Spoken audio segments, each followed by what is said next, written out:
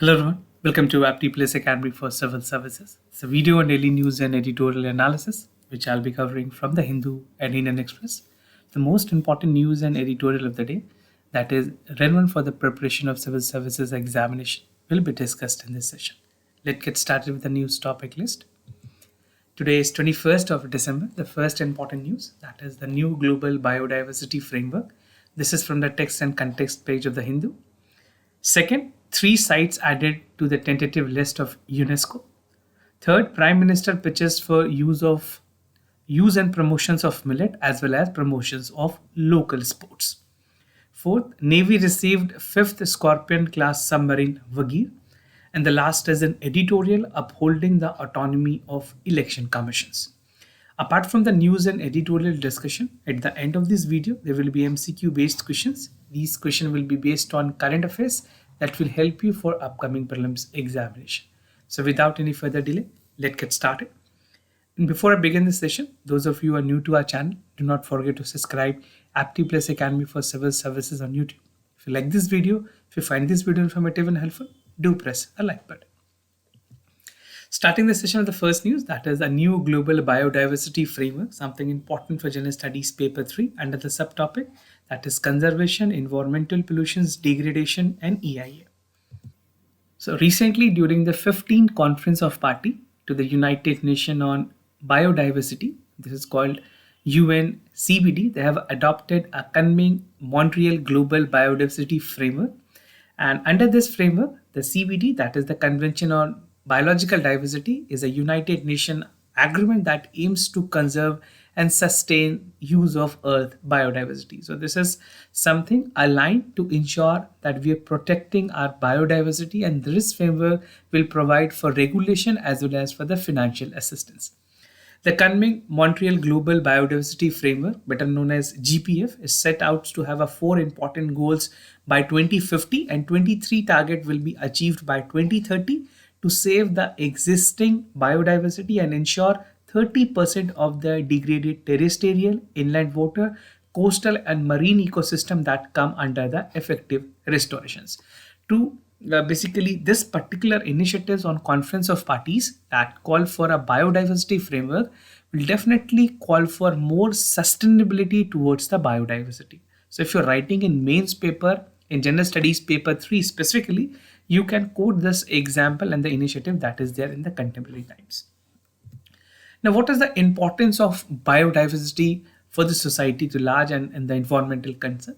So often called as the web life, biodiversity signifies the variety of species on earth which connects and sustain the balance of ecosystem. To maintain a balance in the ecosystem, the sustainability of biodiversity is essentially very much important. This enables the human with the coexistence and interact with the environment to perform a host of functions. Now, the Convention on Biodiversity states that only 1.75 million species has so far identified, including the numerous insects, while there has been some 13 million species that is already identified.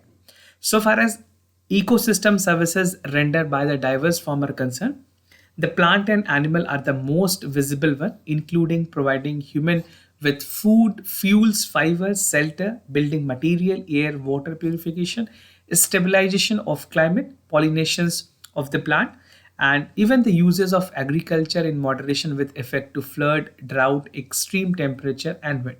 So when it's come to biodiversity, they need to have a ecological balance, right? You must have read the concepts of biodiversity in your basics NCERT book. But in this context, it is very important to understand that biodiversity signifies the variety of species that coexist in the environment. Now, aim of convening Montreal Pact. So this particular pact that is there in the GBF, that is Global Biodiversity Framework, was posed by the Chinese Conference Presidency.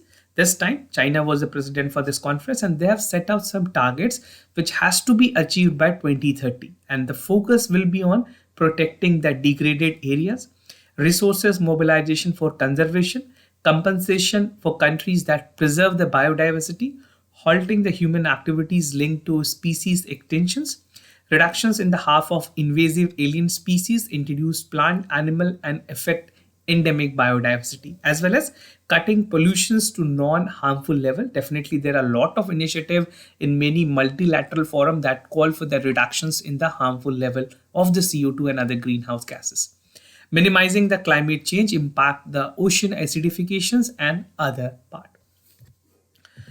Now, about the global biodiversity framework, it's a global guiding factor that protect the nature and retain the essential services for human till from 2020 till 2030. The new framework has four important goals that will be achieved by 2050. And under the GPF goal, the target is do not to pitch and prohibit the use of biodiversity, but call for sustainable use. Now, by sustainable use, we mean that it has to be used for the future generations, sharing the benefits from the genetic resources. Now, there are some specific targets that has to be stated, and even harvesting and trade in the wildlife species should be sustainable. There should be safe and legal, preventing the over exploitations, minimizing the impact of non-target species, and even the ecologic system, and reducing the risk of pathogen spillover. So these are the things that need to be taken into considerations to call for a global biodiversity framework. The GBF emphasizes on the respect for the rights of indigenous community and traditional protect forest on biodiversity and involvement in the conservational efforts. It advocates similar roles for women and local communities. Now, roadmap to 2030 and 2050. A key aspects of the four global biodiversity framework calls for 2050 Ds, with some of them call for including maintenance ecosystem and integrity and health of the halt extinctions, measuring the value of ecosystem services provided by the biodiversity. तो ये 2030 से लेके 2050 तक की कुछ target हैं जो कि अचीव करनी है. Sharing monetary and non-monetary gains from the genetic resources, digital sequencing and genetic resources with indigenous people and local communities. Resource ranging for all countries close to biodiversity finance gap as an estimated cost of $700 billion. Now, if you talk about the funding arrangement, see, for any initiative at the global level, there has to be a proper funding arrangement, and the finances part play a very important role in the implementations of the overall framework.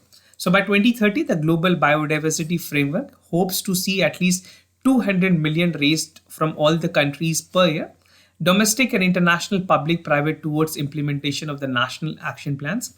And in terms of international funding, the developing countries get at least 20 billion a year by 2025 and 30 billion by 2030 as a contributions from the developed countries. I have already discussed this news yesterday also.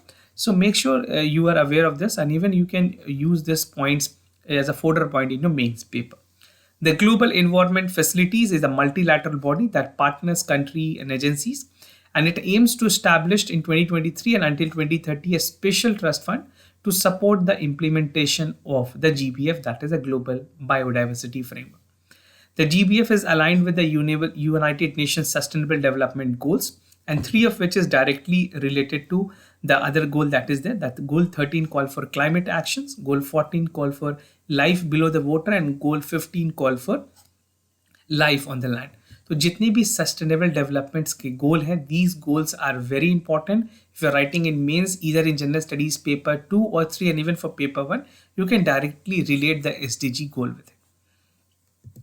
Now, challenges to protect the biodiversity, the major challenges to protect them is even from the expansion of the biodiversity conservation and the use of GDP as a chief determinations for the development.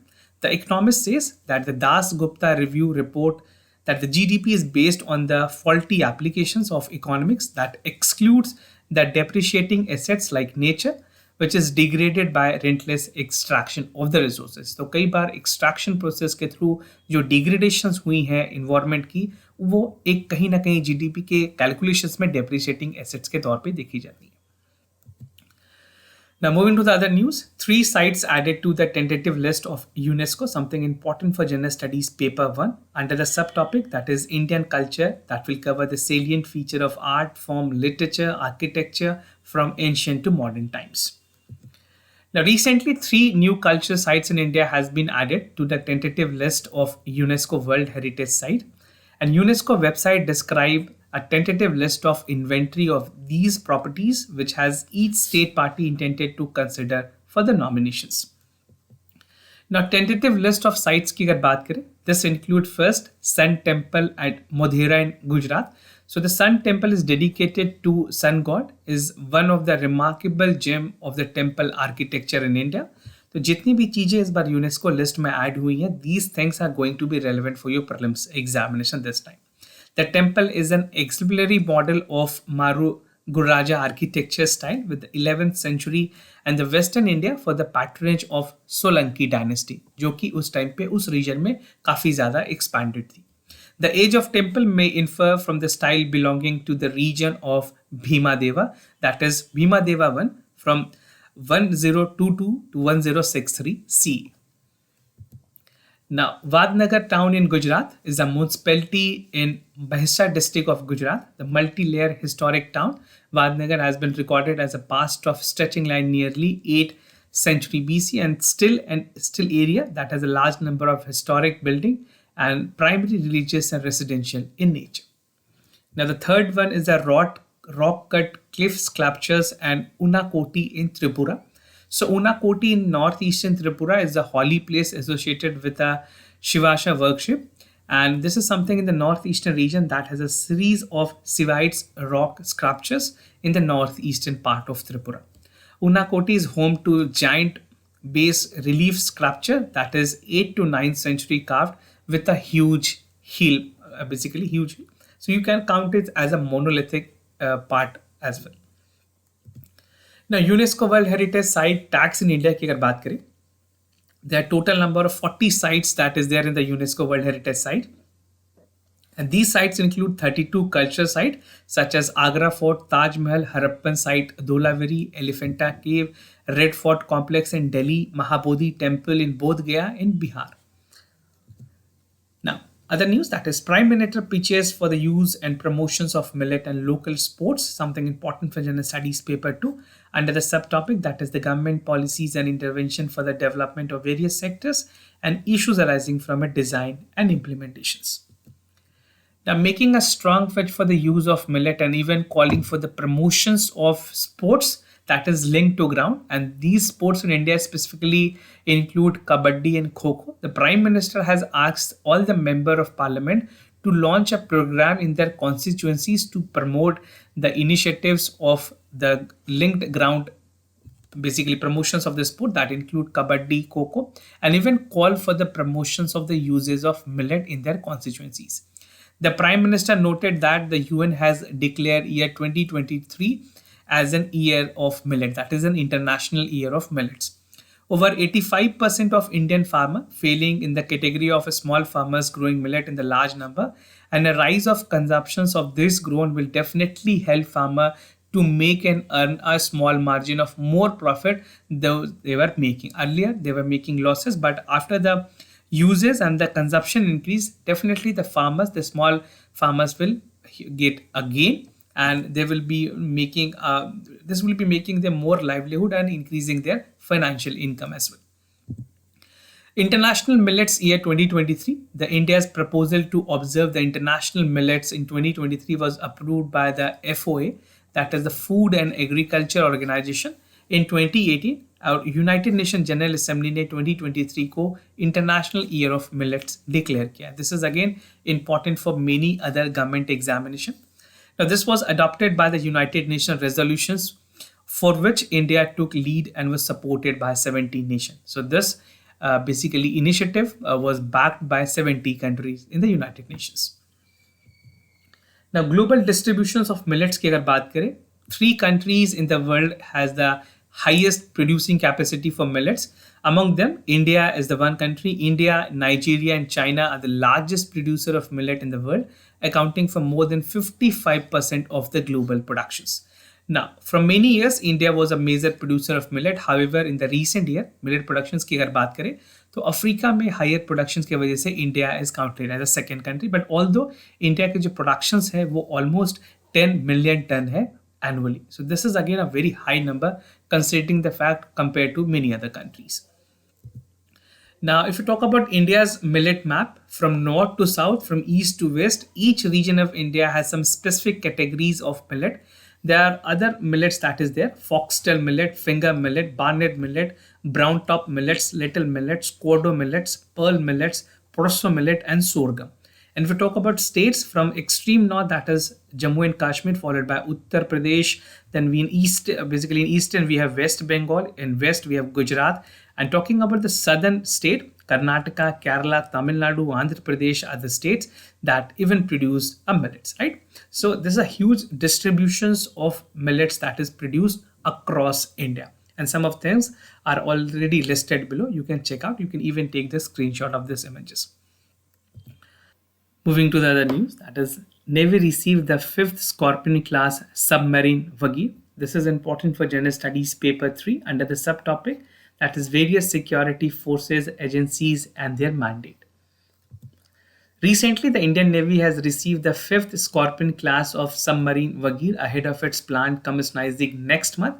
The introductions or inductions of the submarine build project 75 is set to bolster India's Navy compact capacity. The Project 75 include indigenous construction of 6 submarines of the Scorpion design, and these submarines are being constructed at Maxgaon Docks Build Limited in Mumbai under the collaborations with Navy Group in France. So it has a collaboration with France and assistance from France. Now, India has been focusing on shoring up its maritime capabilities with focusing on Indian Ocean region in the backdrop of concern emerging from China, and even the China's growing foray into the region has considered the backyard of Indian Navy. The sixth and the last Scorpion class of the submarine, Vakshir, was again launched in the water in April 2022 and is expected to deliver to Navy by 2023 end. Now, as I told you in the beginning, this is a French collaboration. So, 6 Scorpion submarine will be built under the Project 75 by the MDL under the Technology Transfer Group from the France. So, the name of the country is again important. We are basically getting assistance from the country France. And a total of 3.7 billion deal that is signed. The project is about 4 years behind the original schedule. The first submarine in Calaveri was commissioned in December 2017. The second INS Khandiri in September 2019, the third INS Karnaj in March 21, and the INS Vela in November 21. So these are the other 4 INS that is already commissioned in the Indian Navy. The only one is left, the 6th one will be commissioning by the end of 2023. Now, moving to the editorial of the day, upholding the autonomy of Election Commission, something important for General Studies paper 3, that is the function and responsibility of union and states and challenges pertaining to the federal structure of this country. So what are the issues under this editorial? Before we get into the issues, what are the theme? That is the Election Commission, its autonomy and its functions and its role. Some of the important issues include the wings of the states, the fourth branch institutions, example from the overseas countries, and the appointment process.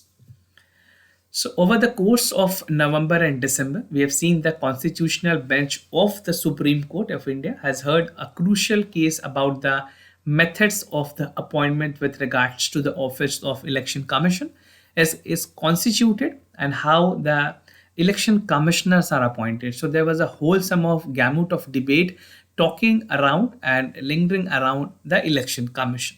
So the issues before the court was straightforward, but it was a far-reaching ramifications of Indian democracy and its complete executive control over the appointment of ECI constitutional. तो basically recent में गुजरात के election से पहले election commission की appointment की उससे पहले appointment हुई थी. तो the debate was that how with a fasting light the government has come up with the appointment and there is no procedures, there is no opposition involve in the appointment process or in the selection process, which has again made the opposition suspicious about the malafide intention of the government. So definitely this has to be questioned in the court of the law, and Honorable Supreme Court has categorically noted that the lightning speed of the appointment of the chief, basically Election Commission of India is again raising a malafide intention and suspicious about the intention of the central government, and even advocated for a committee that should be set up which look into the selection process for the Election Commissions of India. And if not, what matter appoints is sufficient to preserve the independence of the Election Commission of India and fairness of the elections. Now, wings of states की अगर बात करें, according to the classical understanding of the modern democracy, the wings of the state, अगर तीन important ऐसे wings हैं जो कि एक नेशन को बिल्ड करती है.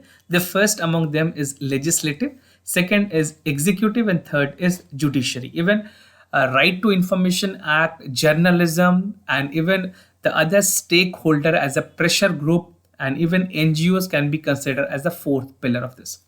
The task of the constitution is to allocate powers between the three wings and to ensure an adequate degrees of check and balances between them.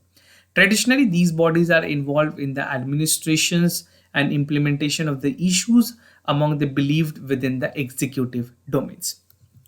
Now, fourth branch institutions की अगर बात करें, legislative के अलावे legislative, executive और judiciary के अलावे basic rights जो गारंटी देती है constitution, the right to fundamental right itself empower the individual citizen of this society, of this country, to get an effective implementation of their rules, right?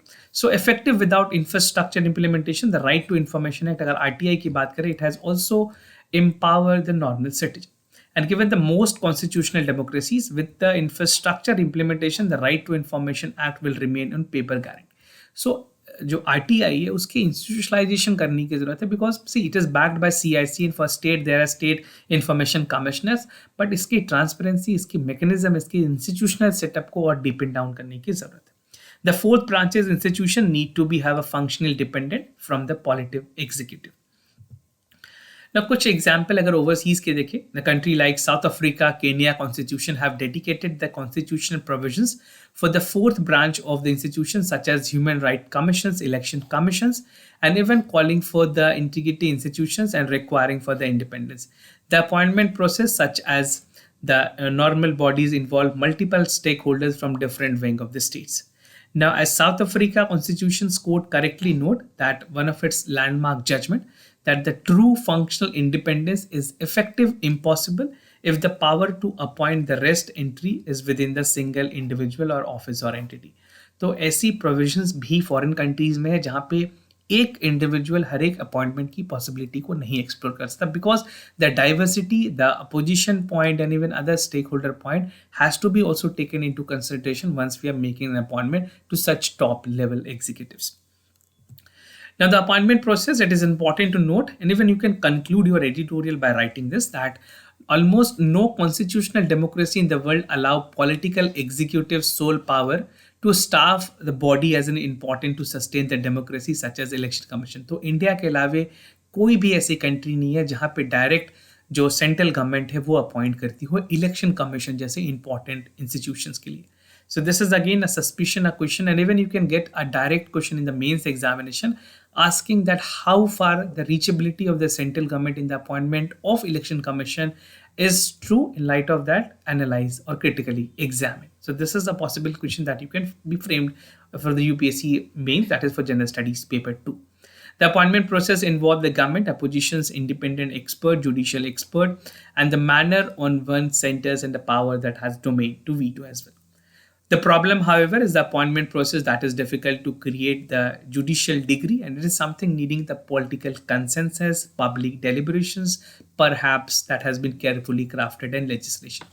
तो आप यहाँ पे रिकमेंडेशंस भी बता सकते हैं जिस तरह से कमीशंस ने, लॉ कमीशंस ने काफ़ी ज़्यादा रिकमेंडेशंस दिए हैं that there should be appointment committee which should be the part of the selection process. जिस तरह से CBI, CVC और इनके अपॉइंटमेंट में की जाती है, जहाँ पे leader of opposition, supreme court के जजेस और अब खास करके जो ऑनरेबल कोर्ट के लोग हैं वो भी पार्ट होते हैं मेंबर्स में, कमिटीज में, even from the stakeholder from the government is also the member. So there should be a comprehensive committee that should be looking for the appointment of the election commission of India. Now moving to the MCQ questions of the day. Before I proceed, just to tell you the answers of yesterday questions. For first question, the correct option is C. For second question, the correct option is B. Today's MCQ for practice. Garib Nawaz Employment Scheme. The scheme was launched by Ministry of Labour and Employment. The mission aims to provide short-term job-oriented skill development to minorities youth in order to enable skill-based employment. So do check it out for the correct option. Second is exercise Kutless Express. The exercise is an annual maritime exercise conducted to promote national and regional maritime security in East Africa and Western Indian Ocean. The exercise is developed to access and improve the combined maritime law enforcement capacity, promote national and regional security. So do check it for the correct option. Practicing a lot more question and even question that is related to contemporary issues is a significant part for the UPSC prelims examination. This was all about for the daily news and editorial analysis, followed by the MCQ quiz. If you have any other concern, you can let me know. I'll be more than happy to assist you. For time being, I'm signing off. Thank you so much for watching this video.